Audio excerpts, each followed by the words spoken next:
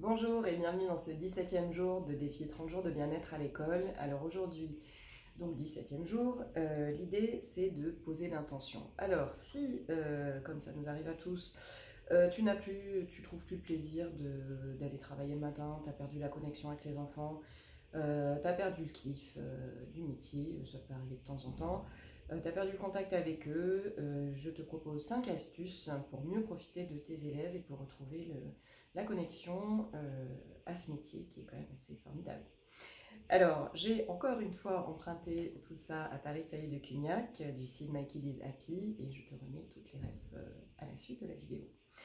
Alors, si tu veux retrouver le plaisir d'enseigner, si tu veux te reconnecter aux élèves et te réaligner avec l'enseignant que tu veux être et que tu es fondamentalement, c'est-à-dire si tu te rends compte qu'en rentrant dans ta classe, ou même à l'idée d'aller dans ta classe, tu as un ressenti négatif, il y a une mauvaise ambiance, tu as une perte de connexion vraiment avec l'enseignant que tu veux être, une perte de bienveillance aussi, une perte de l'objectif et de la mission d'enseigner, qui forment donc des pensées négatives qui elles-mêmes amènent des émotions désagréables et les émotions désagréables emmènent des résultats et des actions négatives. Par exemple, tu vas être de mauvaise humeur, tu vas crier, tu vas râler, tu vas pas t'investir, tu vas te démobiliser, etc. Tu vas voir tout ce qui est négatif chez les élèves. Alors, prendre du recul, se réaligner, se reconcentrer, se recentrer pardon, sur le positif, l'envie, le plaisir d'enseigner, ça va déclencher des émotions agréables et forcément des résultats positifs. C'est toujours le rôle des neurones miroirs. Je me mets dans une énergie que je diffuse à mon entourage. Le passé n'engage pas l'avenir, c'est-à-dire que si jusque-là tu étais plutôt dans un mood un peu négatif, ça ne veut pas dire que ça va rester comme ça toute ta vie, et c'est pas grave, il n'y a pas de jugement, on fait ce qu'on peut. Simplement, à présent, on peut créer de nouvelles connexions pour faciliter l'influx d'émotions agréables comme la joie ou la sérénité.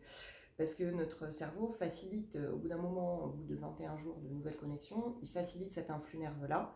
Et puis tu restes après avec ces nouvelles connexions et tu vas plus facilement, comme je disais pour la gratitude la semaine dernière, aller chercher ces façons de voir de façon positive. Ça devient une norme et du coup, par ricochet, ça devient une norme aussi par les neurones miroirs pour nos élèves.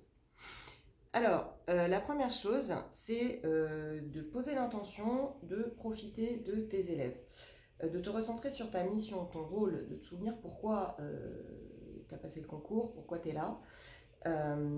Et puis se dire que malgré tout, on a une chance incroyable de travailler avec des enfants. Il y a des gens qui travaillent dans les bureaux toute la journée, c'est très bien aussi, hein, il n'y a pas de jugement, mais du coup, il n'y a peut-être pas la même énergie, la même voilà, on sait ce qu'ils nous transmettent tous les jours, on sait qu'ils nous pompent une belle énergie, mais qu'ils nous en donnent aussi beaucoup, et qu'on a un rôle absolument fondamental. Et ça, je pense que ça vaut le coup de temps en temps de se le rappeler, parce que on est quand même des leviers très importants de cette société. C'est pas une question d'ego, c'est une question de voilà, il y a une humilité à avoir dans ce métier, mais il y a aussi une reconnaissance d'être là, parce que on n'est pas là pour rien.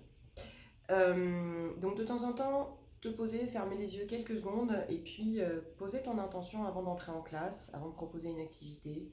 Voilà, juste te dire waouh, c'est bien que je sois là et je suis là pour eux et j'aime ce que je fais. Relativiser aussi, tout est relatif, ça on le sait. C'est Auguste Comte qui disait tout est relatif et cela seul est absolu.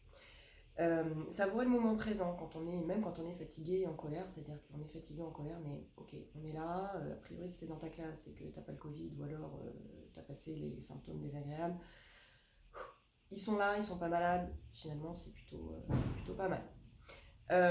Prendre la responsabilité de ses propres émotions, c'est-à-dire dissocier ce que tu veux apprendre à tes élèves, comment tu veux leur apprendre, ce que toi tu ressens, et choisir quel enseignant tu veux être à chaque instant. C'est-à-dire que, et encore une fois, si à un moment tu pètes les plombs, tu t'énerves, c'est pas grave, c'est normal, c'est humain, mais te dire à un moment que tu as le choix de te mettre à râler et à voir que Chouchou des Bois numéro 2 est en train de taper sur Chouchou des Bois numéro 1, ou alors te dire ok, là, c'est l'occasion de leur montrer, d'aller leur chercher le jeu des grands sages, enfin de leur faire le jeu des grands sages et de leur montrer d'autres façons d'interagir entre eux.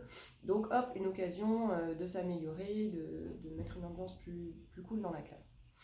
En fait, on se rend compte qu'on peut rire des pires situations, voilà, et surtout en ce moment, on vit des situations totalement ubuesques à l'école, tous, et finalement, heureusement qu'on en rit en salle des maîtres parce que Je pense qu'on ne tiendrait pas les semaines qui restent jusqu'aux vacances.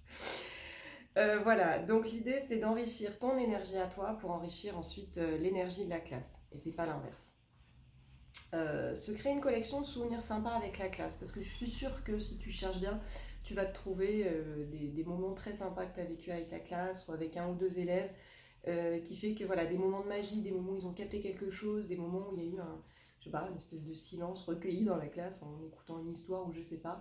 Il y a toujours des moments, ou au contraire des moments d'explosion, de joie, de vie. Il y a toujours des moments qu'on peut garder, qu'on peut graver dans notre tête.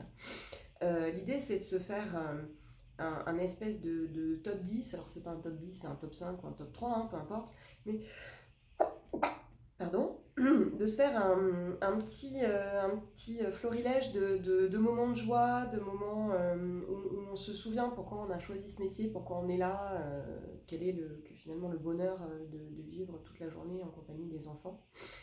Et puis profiter de ces souvenirs pour poser l'intention de profiter de chaque instant avec tes élèves dans ta classe, donc avant d'entrer dans la classe. Et puis, alors deuxième point, c'est on fait beaucoup, et alors je sais, je suis une championne du truc, c'est que je fais un milliard de trucs, mais en fait je finis rien, je commence un truc, enfin bon, donc je me disperse beaucoup. Et finalement, parfois ils n'ont pas besoin qu'on leur donne 50 ateliers à la demi-heure, ils ont juste besoin que tu te poses des fois avec eux, que tu leur foutes la paix, des fois aussi ils ont envie, mais que voilà, tu les aides à faire quelque chose de tout simple, mais une chose à la fois. Parfois, c'est pas simple, hein, surtout en maternelle avec les 4 ateliers ou 5 ateliers en même temps, mais quand même, essayer de temps en temps dans la journée de se poser et de faire quelque chose de vraiment d'être présent. Euh, voilà, privilégier la qualité à la quantité. Et ce que je disais dans le jeu du temps dédié, essayer de passer un petit peu de temps, au moins dans la semaine, 5 minutes avec chaque élève, de vraie présence, pour développer son sentiment d'appartenance. Voilà, donc c'est facile à dire, mais petit à petit, c'est des micro-petites choses, salut Toshi, qui permettent de se sentir mieux dans la classe petit à petit et de renouer avec le bonheur de ce métier. Voilà. Bon, je te remercie de m'avoir écouté aujourd'hui et je te dis à demain pour un petit exercice de relaxation pour les loulous qui s'appelle les gestes frappés. Bonne journée!